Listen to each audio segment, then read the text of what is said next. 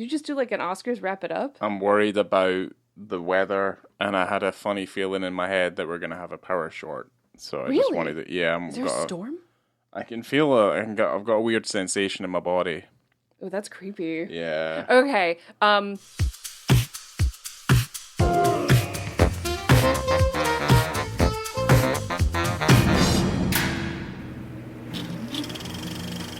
Hello there. Welcome to On the Beat, the podcast that uncovers full frontal male nudity in cinema. My name is Laura, and I am joined by my delightful co-host, Ryan. Oh, watch out. What? What happened? Lust. Caution? Caution.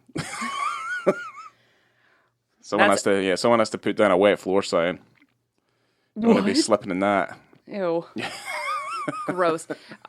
This episode, wow, this episode will be covering the two. I've had that joke in my head for at least the last week. I haven't even got to introduce the film, and you're already dropping hot jokes. I mean, slippery jokes. Yeah, if I'm not dropping hot jokes, I'm dropping a hot deuce on someone's big fat cinematic head. So, wow. Okay, that's exactly how I thought this episode would begin, as we talk about the 2007 erotic period espionage romantic mystery film, Ooh. Lust, Caution, and this is part 2 of our legacy. Yeah, we're in the, would you call this the penultimate? Because this is only a 3-parter, so this is like the middle one, yeah. Right, the middle child. The middle child. And gotta tell you, this is one of those rare occasions where I like something more than you do. I did not like this film. Because I don't know, when have we had this before, where I've enjoyed something more than you've enjoyed on the podcast? Not typically. Doesn't typically happen. I actually don't know when it's happened. Well, I just tend to have this idea that I think people think I just hate everything. So everyone's always surprised when I do like something. I hear that all the time. I think that there's just moods that you have to be in for certain things, and maybe sometimes you're in the mood, sometimes you're not. I was not in the mood for this. There was not as much lust as I expected, and certainly very little caution.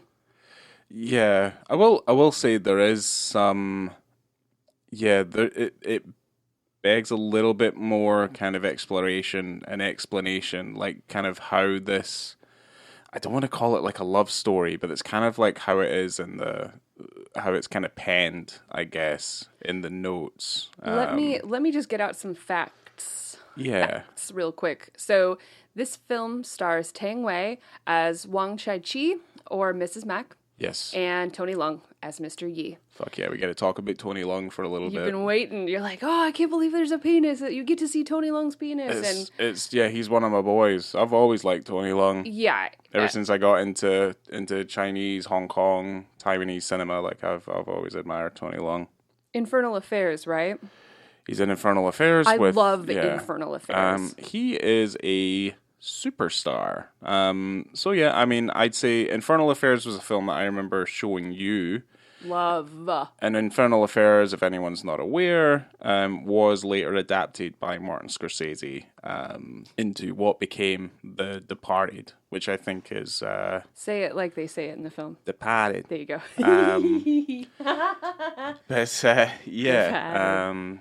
But like the Infernal Affairs was a 3-part trilogy. And that also co-starred Andy Lau as well. Who's also hot. He's also a huge star over there as well. A couple of hot dudes. Yeah, well, I remember Andy Lau more prominently from the God of Gamblers film series as well, which I don't think you've seen. Nope. I've got the first movie in the house here that you can watch, but I'm more familiar with Tony Leung and his relationship with Wong Kar-wai and John Woo in the movies they made together. Tony Leung's done some pretty exciting work with like Wong Kar-wai. He's in Chungking Express, and he's also in the gay love story Happy Together as well. And they're both kind of two very prominent roles that he's taken up. And also he's in Hard Boiled. Also a great film. With Chow Yun-fat as well.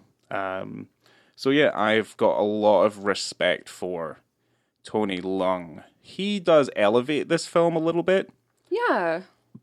I don't know if they utilize Tony Leung and his talents as much as I would have wanted him to.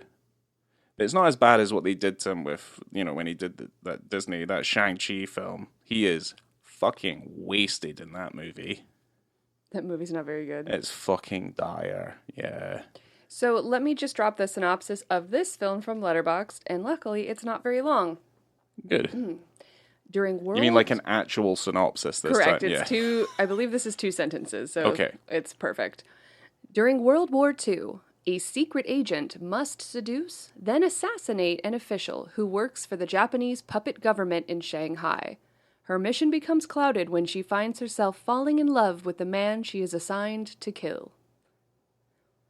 Now, I do find this... Sorry, I don't... sleepy. Wow.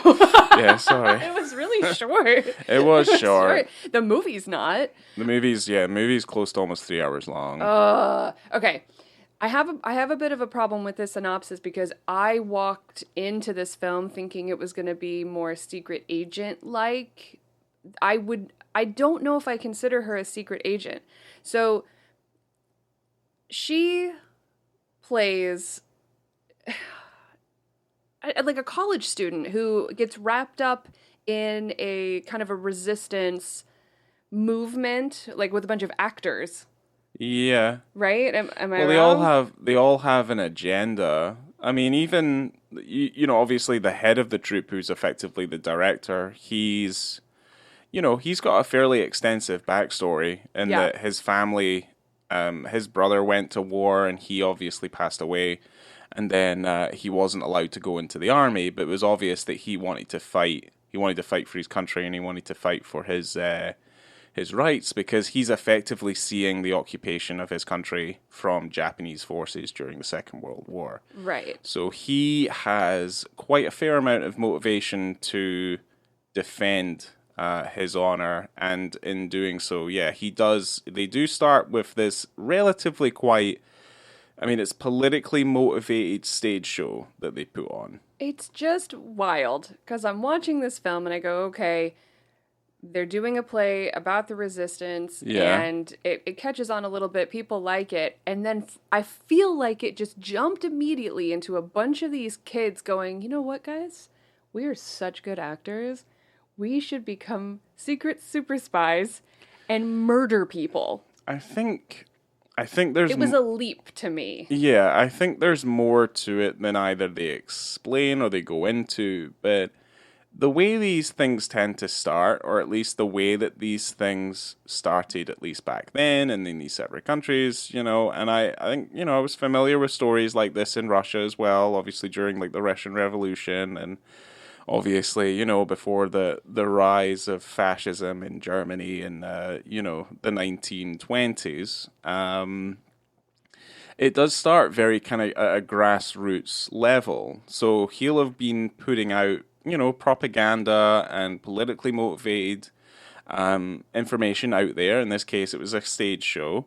And he's probably been approached by actual members of the resistance movement who give him a proposition. And the proposition is to potentially assassinate someone who they see as a traitor. Tony Leung plays the turncoat, and he's actively torturing and murdering people in the resistance movement for the Japanese forces. Right. So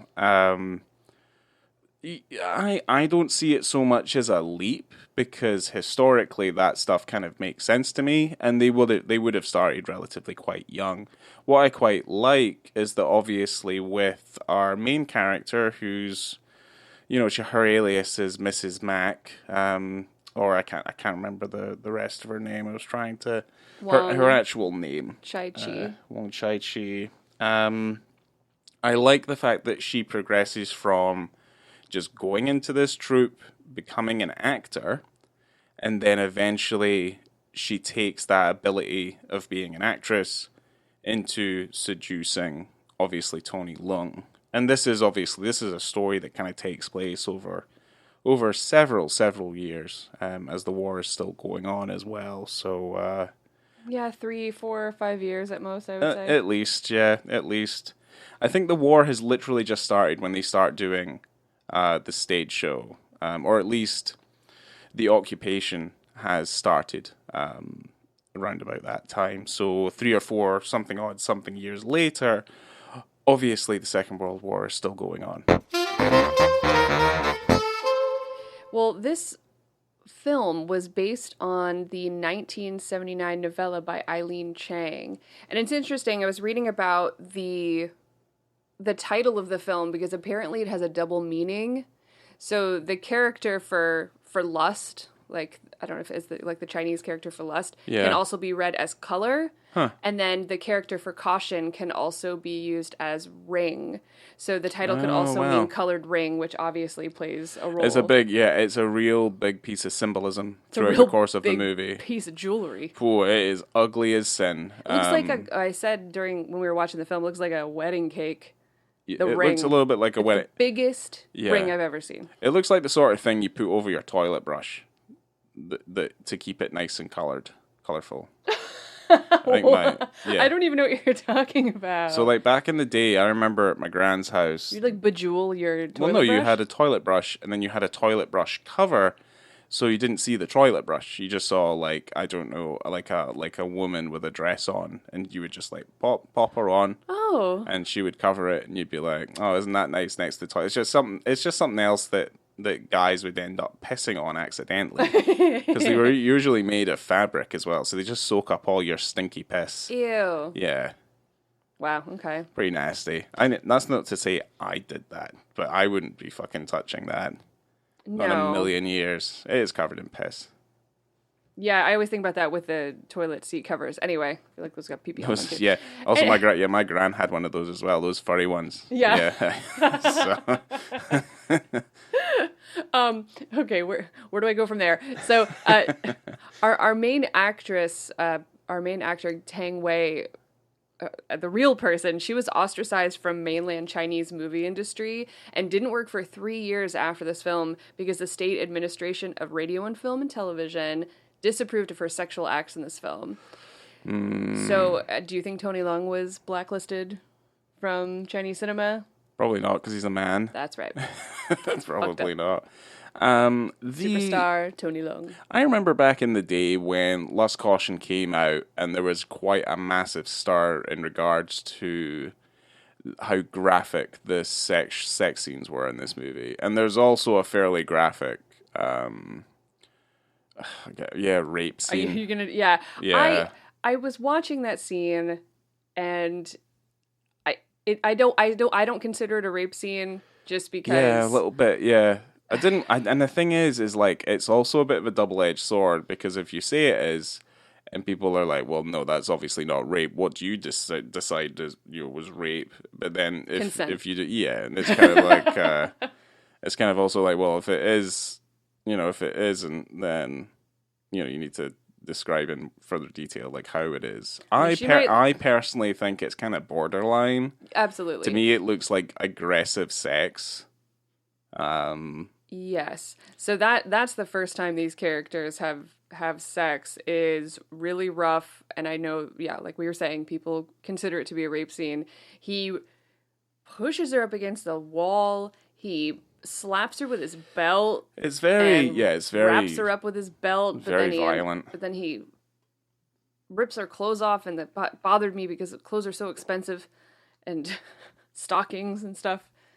As a rich guy, I assume that he's rich, and he's obviously got like his concubine of like ladies and stuff like that, because he is married, but there's other women that are there. I mean, a lot of the movie revolves around these women playing mahjong for the most part. Mahjong. They play mahjong a lot. For money too. And for money, it's like all they do. It's like all they do. So that's kind of how they primarily make their funds for the most part, is they're kind of just transferring money between each other's hands. Hanging out, gossiping, playing board games. doing what you do. Yeah. But it's you don't have a lot to say, do you? I don't really. I mean, I don't really have I liked the story. I liked how it progressed. I liked how certain things revealed themselves.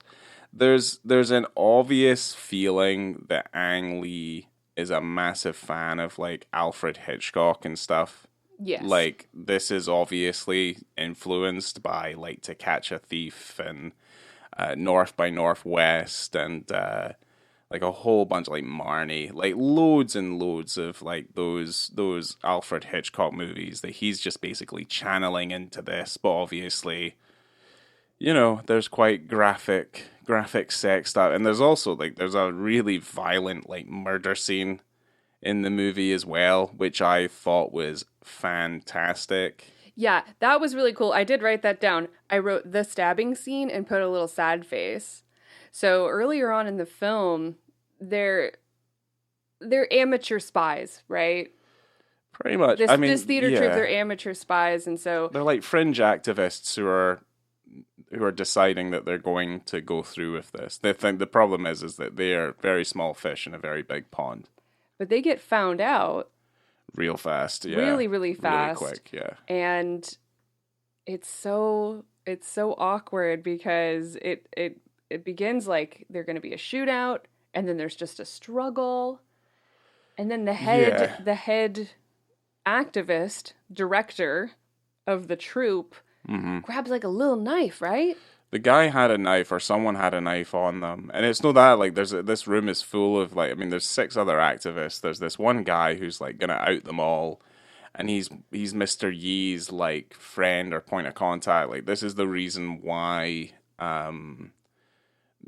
Yee is not going to meet with Mrs. Mack and stuff like that. Pretty much like this is kind of how it all sort of, you know, he gets a little bit too wary and scared of the situation.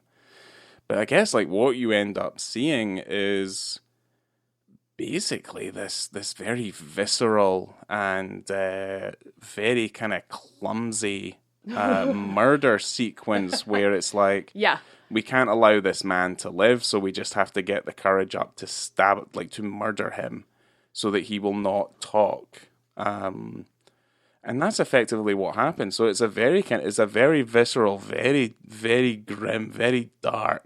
I mean, there's even a bit which I quite appreciated where he goes to stab him initially, but his hand slips on the blade. Yeah. And he ends up cutting his hand, so he has to try and stab the guy again. And he does it, so he just pushes it in, because it's like, you don't know, right? You don't know what it feels like to push a knife into a human being. No. So it's like so slow and so...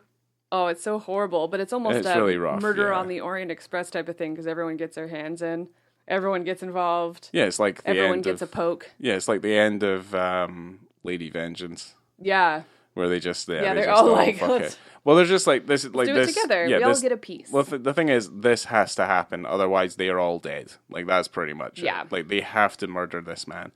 And as you know, as you would expect, the guy is not dead after one stab wound, so he just kind of stumbles around, bleeding all over the place. Oh, it's horrible. And then, they fucking snaps that dude's neck. It's just like he's already fallen down the stairs by this point. He's been stabbed like 4 or 5 times.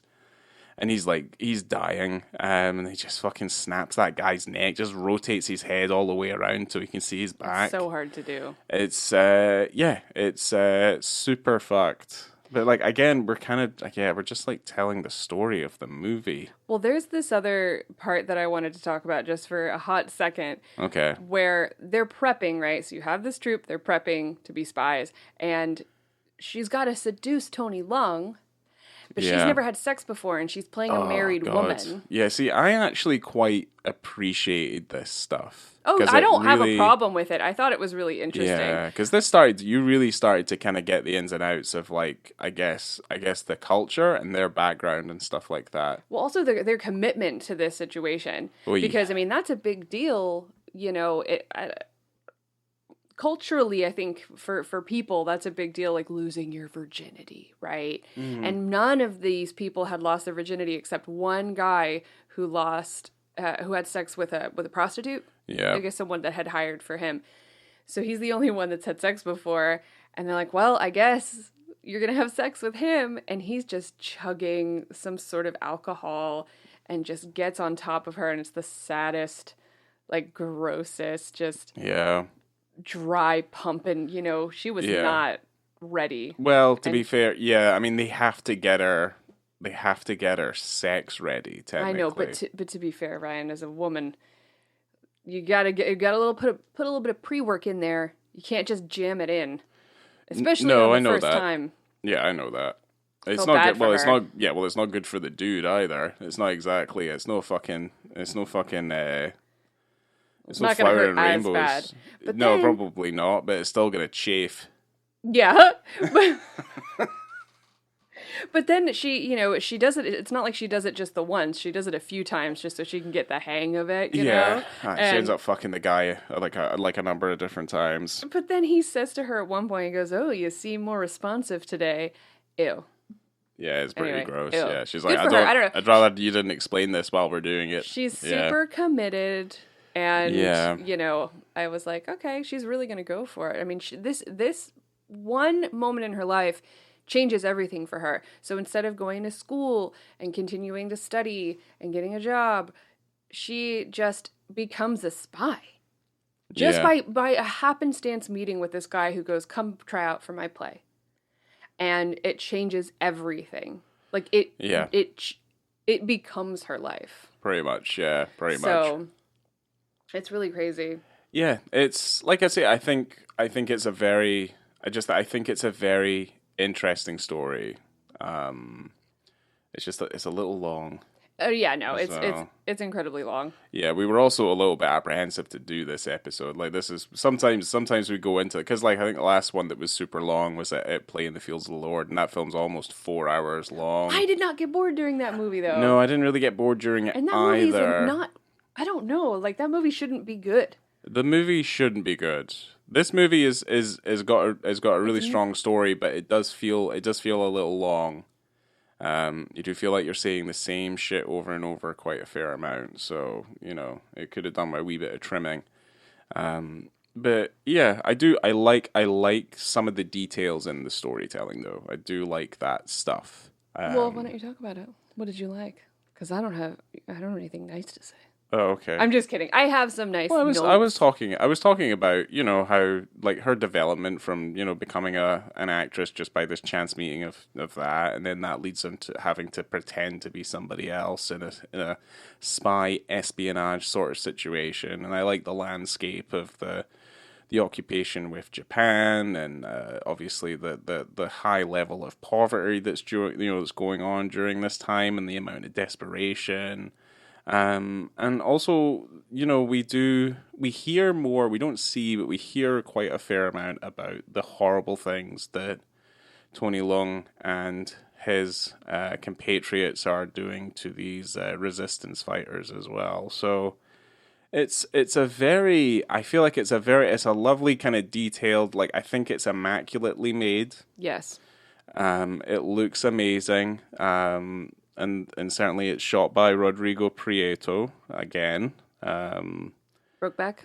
From Brokeback and Best Friends. Wolf of Wall Street and Silence fame. And also the music is done by Alexandre Desplat as well. So there is that. It's got a very good score to it. But I think we'll get into... I like it. Maybe we'll get into what you don't like about it. Oh, I just thought it was boring. Yeah. I was just bored, that's all. And we could probably talk for a good 45 minutes about Tony Leung's sex face, which will haunt me. There is a lot of... haunt me. Yeah. Like, he's got a hard stare in this film that's like, you kind of just want him to not. This film has an NC-17 rating. Yeah, I thought we were going to get onto this eventually. And... it's actually the highest grossing NC-17 rated film of all time. Huh, that's interesting. It had like a $16 million budget. It grossed over $67 million worldwide. But the reason it's an NC-17 is because there is unsimulated sex in this film. Yeah. So it's fascinating. I think this is this is absolutely the first film we've done that has unsimulated sex in it. And Yeah, I wasn't pretty much. expecting it from an Ang Lee film, but here we are. Yeah, it's not sexy. No. Let's not put it that way. It's Oh not my gosh. sexy. The fact that someone somewhere thought that this was an erotic drama. Erotic thrillers are my favorite type of film. This is not erotic, and it is only mildly thrilling at times. And I'm not just trying to shit on this film. It's not what I'm saying. It's just that you have an expectation based on how the movie's described and maybe how it's marketed in a way. You go, ooh, this is going to be sexy. Mm-hmm. And it's absolutely not. And there's some really long extended sex scenes. And it takes a long time to get there. An hour and 41 minutes into the film that's probably so you have the sex scene with the friend from the group. Yeah. Or the activist, right? Those aren't particularly graphic. No. But there's stuff, you can see what's going on. There's like two of those at least. At least. And then you have the first kind of rapey scene with Tony Leung. Yeah. And then you have when they kind of actually, maybe he lets his guard down a little bit with her, and it's not as violent. And that's the one I'm talking about right now. It's like an hour and 41 minutes into the film, where you get his extended stare, his creepy sex stare. It's like he doesn't even blink, and he's got her in these crazy positions, Mm-hmm. that you don't see too often. He's got her, like, squished a bit. They're like a little, I don't know, like two little crabs just like enveloped in each other or something. They're just like really wet and they're just very sweaty. Mm-hmm. And she's going for it. Yeah. And he's just staring, not making a noise. No. It's so strange. Yeah, he's got that. Especially for someone this is what he's done it a few times before. They say later in the film that he has killed other concubines that he's had. Yeah. Because they were spies. Yeah. So he keeps falling into this trap. He's pretty pathetic that he keeps falling into the trap of these hot lady spies. Yeah. Third time's a charm. Well, she's a very good actress. She's also really good looking. Yeah. So, I mean, he's good looking too, so. Yeah. Two hot people. So she's instantly disarming. And I guess like I wouldn't say no to her. Yeah, in the classical sense of like, a 1940s, starlet. Like there's quite a lot of references to movies made of the time and stuff. She loves the movies. Yeah, I mean Ingrid Bergman. We see her face in like a clip of some sort, and there's posters and stuff for Cary Grant movies and stuff in the film. So. Did you know that I'm related to Cary Grant? I've said that before. I just like to bring it up every time. Yeah, I'm pretty sure this is at least the 20th or 30th time that you've brought it up at some point. That's why I'm so charming. Okay. Yeah. All right. I'm basically famous. Well, can you cut some of that fame into this podcast so we can start earning money off this shit. But I called him the silent lover. That's what I wrote down. Oh, okay. He's the silent lover, but he's the hard pounder. He's a silent lover. Yeah. So I guess if we're going into this, we go into the sex scene, right? We go into the dick scene. An hour. Well, I thought I saw a little something, and you probably do. If the lights are turned off and the TV's real bright. Yeah. In that first one, like an hour and 41 minutes, but an hour, 53 minutes and about 10 seconds. Oh God, my notes are so gross. So you have another sex scene. I don't know. It's pretty much a lot of the same, except it's a little bit more graphic this time. There's a lot more nudity on her side. There's a lot more nudity on his side. You see angles that you don't typically see, even in a pornography. There's... Yeah. Well, no, I don't agree with that. I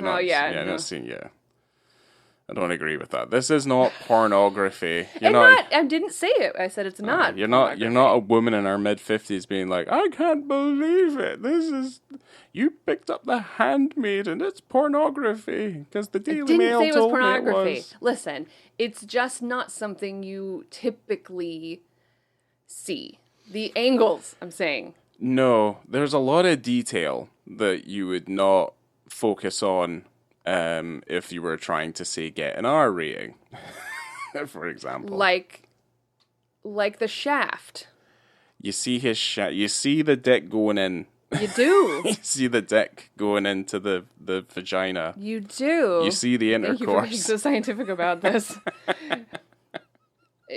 The scrot. Oh dear. Everything. You see everything. It's like you see the act is in quite a fair amount of detail. I love that when I everyone knows I've been doing this for a really, really long time, so I've been researching this for a long time, and Lust Caution was always on that list.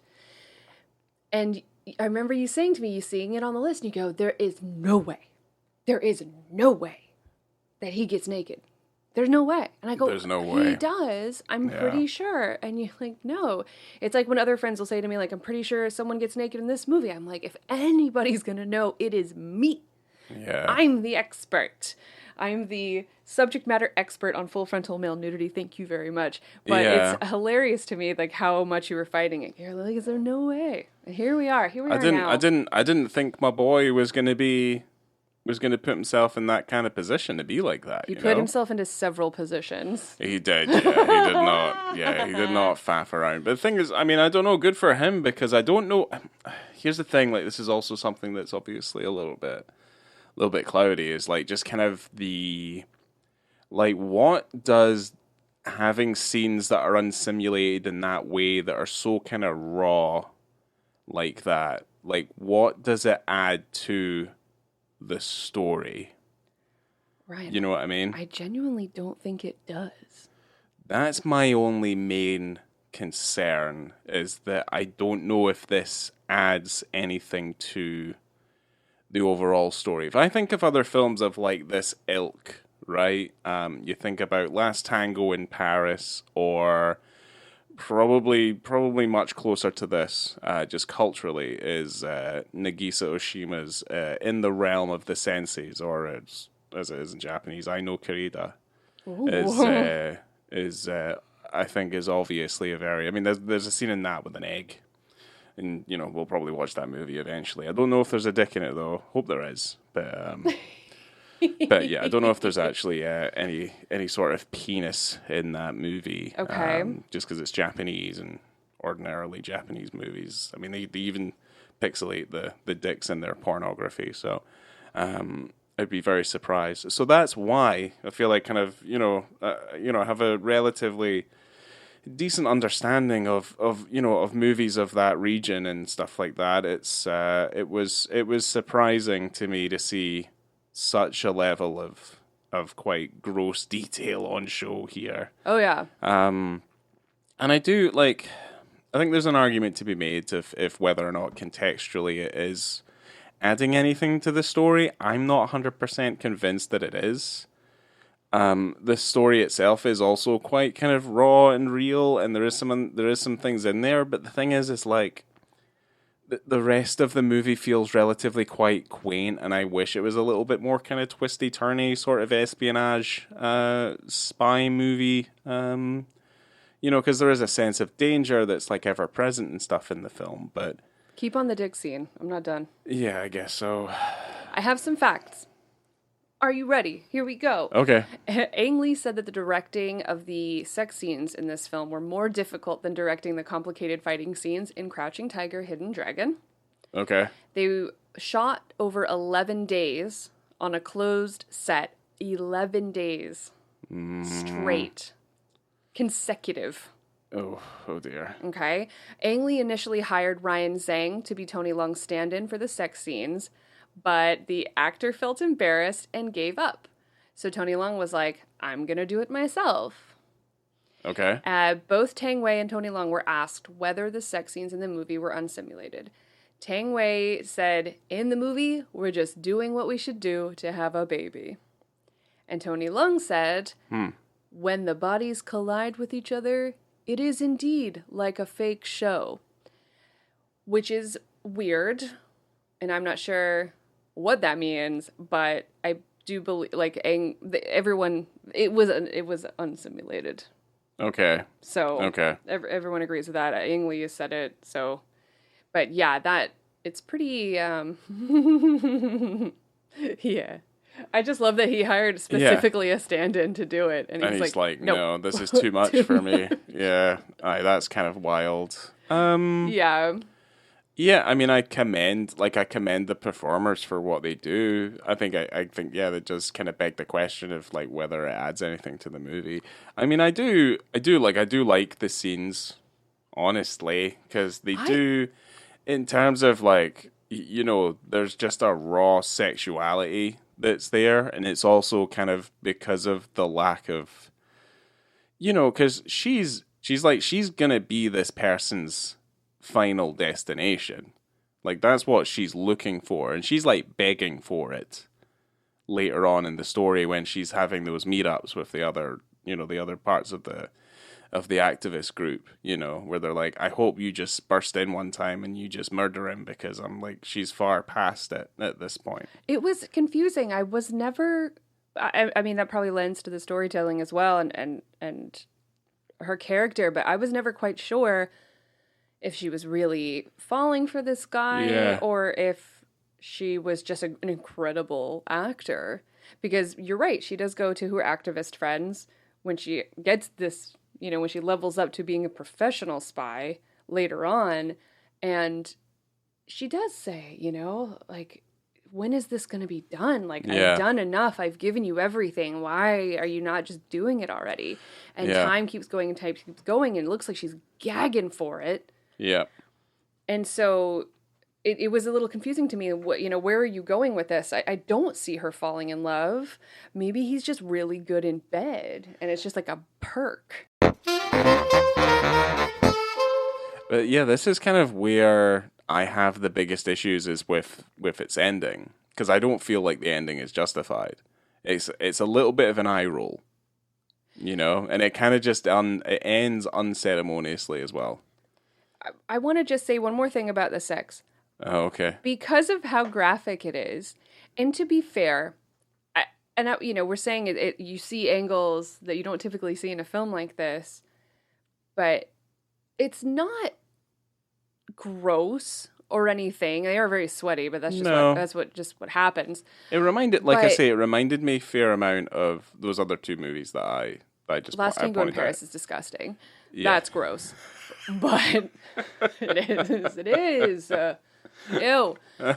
God, give me that film 30 years before, and I was like, hell yeah. That's hot. Butter. Not hot. Yeah. What the hell were we talking about? You're talking about the sex. You won't shop about the sex. Here's the thing. It's just that because it's so graphic and you shot so much of it over 12 days. Yeah. I'm like, why isn't there more? Because we also have to wait almost 2 hours before they actually have sex. And this is like an erotic film, touted as such. So I kind of expected more, because if she's going to fall for this dude, and if she's really going to get entangled in this situation and lose herself, or have a, I don't know, a Beauty and the Beast situation, like maybe he's not that bad. Yeah. I can change him. Then I want more. I need more of their relationship. I need more sex. I need more positions. Yeah. It I kind of wanted that to be explored a little bit more, especially over a film that is like 3 hours long. Yeah, the main issue is that you have all of this relatively quite drawn out, kind of long, graphic, like sex stuff that happens more or less in like the final half of the movie, but it appears that the character is swayed purely by one single piece of jewelry that he gives her. And you're like, horrific piece of costume jewelry. You're like, oh, okay. Well, that just, I know it's not costume jewelry. It kind of just completely dismantles her character. That she ends up kind of being a little bit shallow. And the weird thing about, some of the characterization of Tony Leung is that there's this, I thought this was a good moment. I like this bit in the movie where they go to what is the Japanese region of the town, of the city, right? And it's basically you go through a gate, you show them your passport, all this sort of stuff, right? And it's basically where all the where all the servicemen have kind of stationed themselves up. So they go into what is effectively like I don't know what they call them back over there, but it's like where you go to have a few drinks and meet some geishas, and they'll perform songs and they'll do a dance for you and stuff like that. Have your own private room, all that sort of thing, right? So she goes to meet him there, and she sings a song of her culture, of her ilk, right? Which is obviously very different because they're criticizing the music that the Japanese are playing.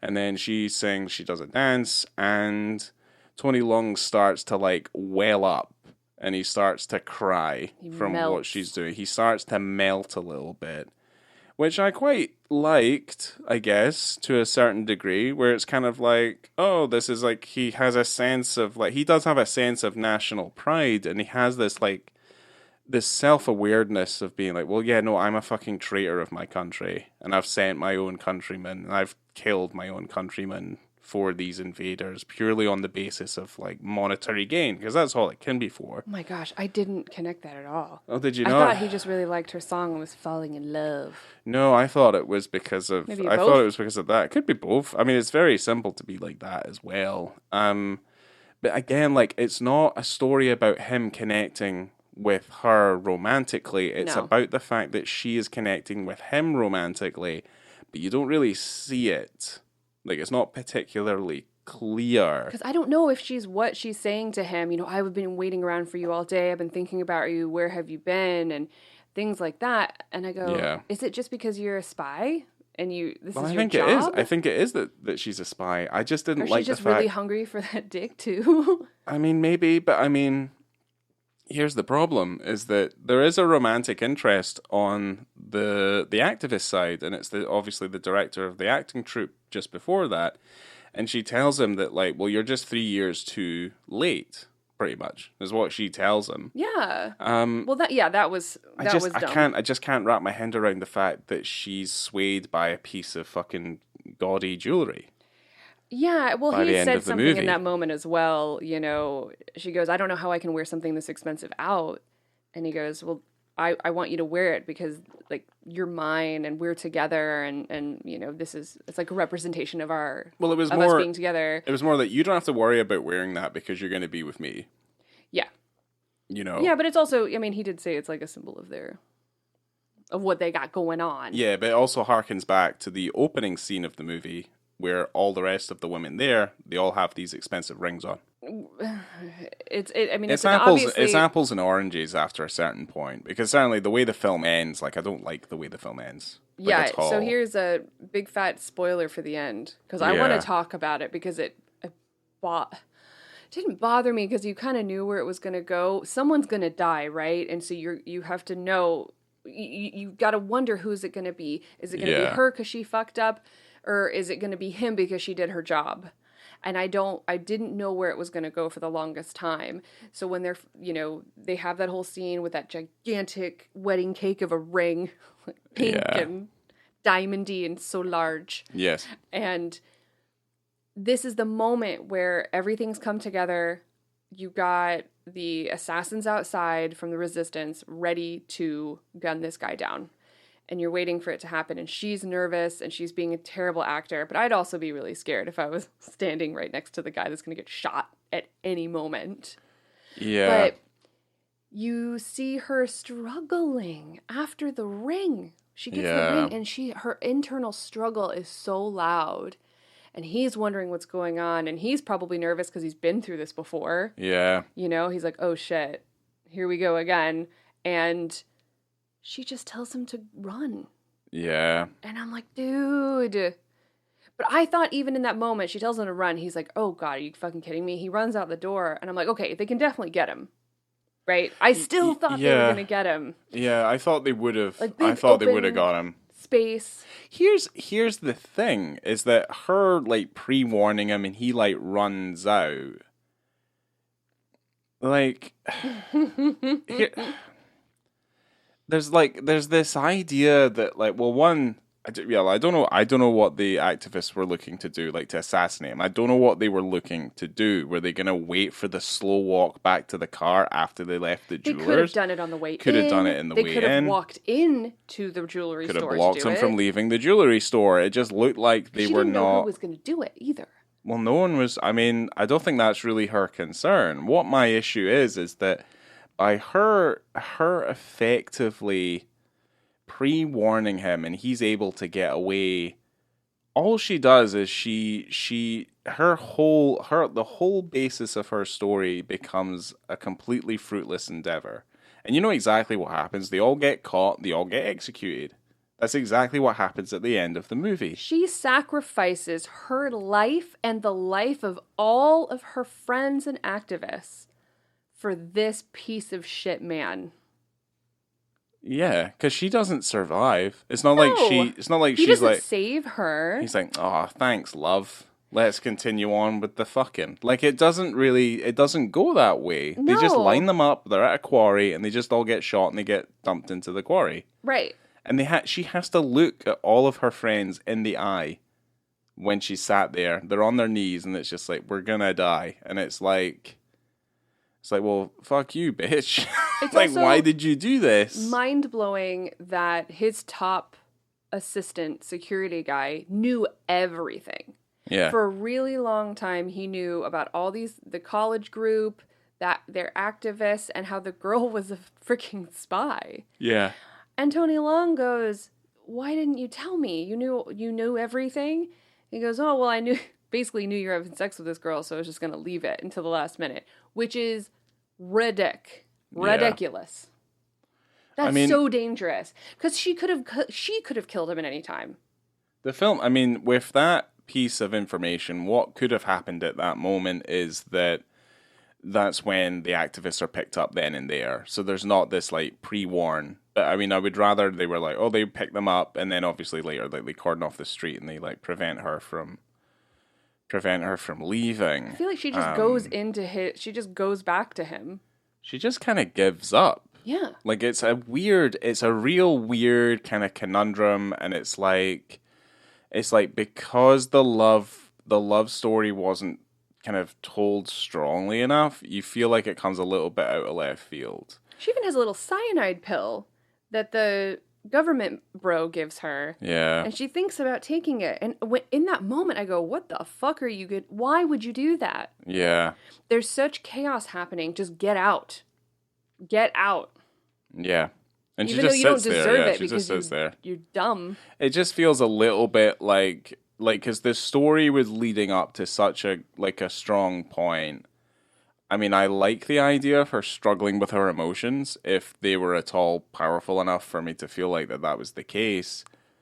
But I mean, she could have just stabbed him in the chest and then got him to swallow that gigantic fucking ring that she was giving him at the jeweler's. Was like looking on in fucking horror at the creation that he'd made for her was being jammed down down Tony Leung's fucking throat. Yeah. As he bled out all over his table. You know, there could have been anything. Because that's the thing, like, then you fulfill your mission and you do whatever. It feels feels a little bit hollow. It feels pathetic to me. Yeah. Because I personally... Like women are weak or something. Well, personally, I felt like the story was good up until that point, and you're like, hey, hold on. They talk about how strong she is. That government boy is talking about, oh, she's so strong. She's so much stronger than you give her credit for. And then she, like, really blows it at the end. So disappointed in her. Yeah. She was so good this whole time. She was. It just feels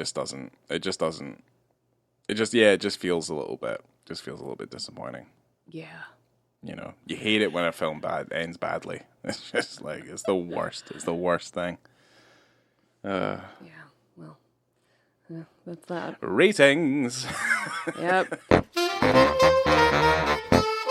It did win. So this is Ang Lee's second Golden Lion Award at Venice. Oh, okay. Which he also won for Brokeback Mountain. Okay. Which is 5 stars. We all know Brokeback Mountain's amazing. Yeah, that film ended well. Yeah, it did. Yeah. It really did. So, would you like to start, Ryan? with your visibility and context rating? This is hard. I might just give it like maybe a 2.5 or something. Yeah. You do get a big shot of his balls. Like, you really do. It's not. Here's the thing as well, like, because we talk about the sex scenes, but here's a very practical thing. Like, you talk about the angles and stuff like that. That particular angle is not flattering in the least. Like, there's no. It's just his nuts are just being crushed by her backside as she's like riding him rabid. Like, it's just, and you just.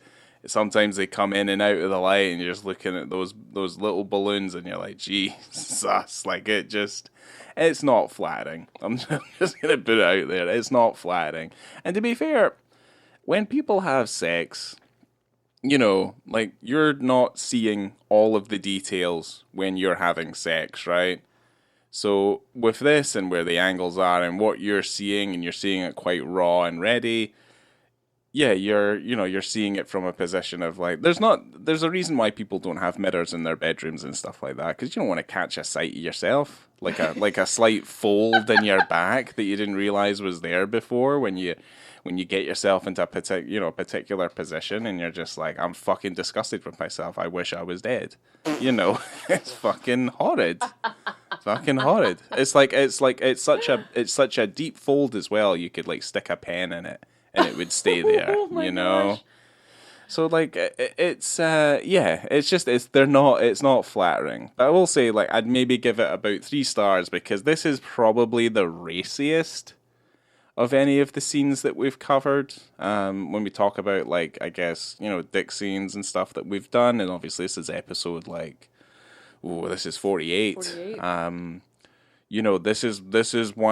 This is a pretty kind of, big moment for the podcast, and that we're covering effectively a fairly kind of deep, hardcore sex scene that has a dick in it. And you see her genitalia as well. Like, that's all completely on fucking show as well. Correct. Like, it's all very gratuitous. So yeah, I'm gonna give it a 3. I never thought in my puff I'd ever see his erect penis and his nuts in my lifetime, but yeah, there you go. Wasn't that a treat? So for me, 3 is high, and I think I can go ahead and just join you on that platform, because it is a lot. It is unsimulated sex. Like, that is a first for us. Certainly not the last. But Can't wait. yeah. I guess. But in terms of it being an unsimulated sex scenes, more than one, you never get a full body shot. You never see that. You never see it out. You never see it free from being inside a woman. Yeah. So you don't actually get the full effect. So in terms of full frontal male nudity, it's not really there, but it gets a pass just for the fact that how daring it is, for the type of film that it is, and for the actors that are there. I don't know, just for being unsimulated. But Yeah. but she has a lot more scenes where she's nude apart from him. Not a ton. And it's No. never gross or gratuitous or anything. And I still, No. I don't know if I said it before. The more I think about it, I really don't think that the sex scenes are necessarily gratuitous. But again, I don't. Well, that comes later. Okay, so Yeah. yeah, 3. 3 is fine. Good. 3 is fine. What about the film? So I initially rated it 4 because I do like the story. But I have questions about the ending, and I have questions about some of the context. But there is actually a good film in this. Like, I think there's a really good story in it, and I do think it looks nice. And to me, sometimes when a film looks really, really nice, that sometimes trumps a lot of the other kind of shortcomings that the film can have. But, I've rated it 4 this time. I think probably more sensibly, it probably deserves closer to a 3 or a 3.5. just because of obviously some of the things I've just pointed out, just thinking about it just a little bit longer. I'm never going to watch the film again. I'm never going to watch it again. No. It's not that good. But yeah, certainly, I think there's a good film in this. I think there's a good story in here. But for the things that I've noted already, yeah, I think it's nowhere near the heady heights of the prior film that we've already covered. So For me, I gave it a 2.5, and I think that's too high because I'm annoyed. I'm more annoyed now than I was when we ended the film. It's maybe a 2 or a 2.25, but that you can't put 2.25 on Letterboxd. So I can keep it 2.5. It's fine. It doesn't matter. I'm not going to watch it again. I'm not going to think about it again.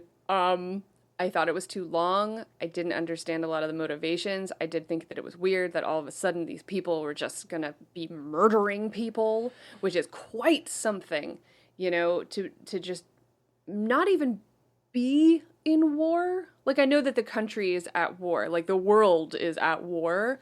I mean, the war was at home. I mean, No, I know. The war is effectively being fought on their doorstep. I understand, but just to... It's not like you were in the war and you came home and then you're like, I'm going to start a grassroots movement. Like, these women are involved as well, and they just go along with it. It's not even a thing. I don't know if it was because they were so young. She was a freshman at college when this all started. Well, here's the thing as well, like, just to kind of point out, there is long-standing tensions between China and Japan that are generations old. That's fine. You know what I mean? But I'm talking just as a human being to just go, we're going to kill this guy, and we're going to make it our mission as a group of friends to do a murder. And that's hard for me to grasp. No matter how angry you are, the tensions between countries and the oppression that you feel. But then again, I'm not there. I wasn't there. So sure, it probably happened. It just is a leap for me. I'm like, don't hurt anybody. I didn't like this film very much. I don't know if I'd necessarily recommend it. It looked beautiful. I thought the acting was beautiful. Tony Leung is beautiful. Yeah, there's some really nice stuff in this. Beautiful. Yeah, everyone's hot, and I appreciated watching them do their thing. Yeah, this ain't Brokeback Mountain, and I'll watch Brokeback Mountain every goddamn day of my life if I would. I think it's a brave and daring piece of filmmaking. I just don't think it nails it. No, but it is interesting, and I think that I love that he did it. Also, Ang Lee, refused to make changes in order to get an R rating. Like, I know that there's cuts of this that are different, R-rated, but he's just like, this is the cut of the film. This is the film that I made. There's some shafts in it. There's some labia. Like, you can see it all, and I'm okay with it. And that's the movie you're going to get. And I'm like, good for you. Well, he used the power of his Oscar to great effect to do this story. So absolutely. And before we cut out, and you're scaring me about the weather. I don't know what's going on. It's gotten real dark. It's real grim. But one thing that I did want to talk about before we say goodbye is we were talking about how it's interesting, kind of the group of 3 films that we're talking about during this legacy, and how he went from Brokeback Mountain to Lust, Caution, because it's quite different, and especially going back to going from making like an American English speaking film to kind of going back to maybe his roots in a way. I was curious about this, yeah. So he said that he was in the mood for love, romantic love, for this period of my career, of my life. He said, after I worked on an American film dealing with a different subject matter, texture, with people, polishing his skills or whatever, he said, I always feel the need to come back to my cultural roots to re-examine and also to use the skill and resources, so to speak. It's harder for me to make Chinese films because, first of all, psychologically, it's more personal, the texture is more personal, and it hurts more, is what he said. But it was just him wanting to go back to his roots and being able to, you're right, use his clout, use the Oscar to do something that he wanted to do. I think, I think that's a clever way of doing it. Because he's not, he's walking a path that many Eastern directors have made, where they've gone the jump from their native their film base effectively to try and recreate the same level of success in the Hollywood studio system effectively. I think Ang Lee he's been successful for the most part, but I think of like the story of John Woo, and how he was completely fucking homogenized over the course of like 10 years, and he was just like, fuck this, and then he literally just went back home and he started making far better fucking films over there. I think Ang Lee's done the right thing, and he's followed the right path. Certainly of filmmakers of a cultural difference that isn't fully understood in the Western world, and I think is neglected. So I think for him to want to re-examine, I guess, his roots from that certain point in his life, and use the clout that he's gathered up to that point. I think he's doing it better than most for the most part. John Woo came to America and made Face Off. John Woo came to America after making quite a long string of very good individualistic action movies. I understand, but don't say he's homogenized when he made Face Off here. He made Broken Arrow, and that is a fucking piece of shit. He made Face Off, and that's all has almost that matters. Zero identity to the John Woo that everyone knows and loves. He also made fucking movies like Paycheck, and that film fucking sucks. Face Off. Okay. Homogenized to fuck. And even Face Off, here's the thing. Oh my god. Fucking Face Off is still like, Face Off could be better. Face Off could actually be better. If the John Woo vision of oh my god, Hard Boiled and Hard Target, I still think Hard Target is fantastic. That is a fantastic film. Yeah, it's also like really well edited and things like. There's a lot of that stuff just starts to get excised from his work, and I think the worst example is probably Mission Impossible 2, where it's more about the John Woo ethos, where it's like, well, we'll give him a bike and we'll see what he does with the bike, and he does some cool shit with the bike. But then you're also like watching a fucking story with Tom Cruise who looks stupid, right, with that hair. It was also against Dougray Scott, and Dougray Scott's like on a bike with twin guns and stuff, and you have to be like, no, I think you need to, no, don't do this. This is bad. This is really bad. Well, thank you for joining us for the second part of the Legacy, and we'll catch you next time for the last of the Legacy, which you already probably know what it is. So enjoy, and I didn't really know what to say for this part. I never have good ideas, but coming to you from Apartment 2B, which is their sexy, dust-filled place where he almost rapes her. Oh. It said 2B on the envelope. Well, I said coming to you from Tony Leung's hard stare. Ooh. Yeah. Okay, well then, I've been Laura. I'm Ryan. Yeah. Goodbye. Just say bye. Jesus. Bye-bye. God.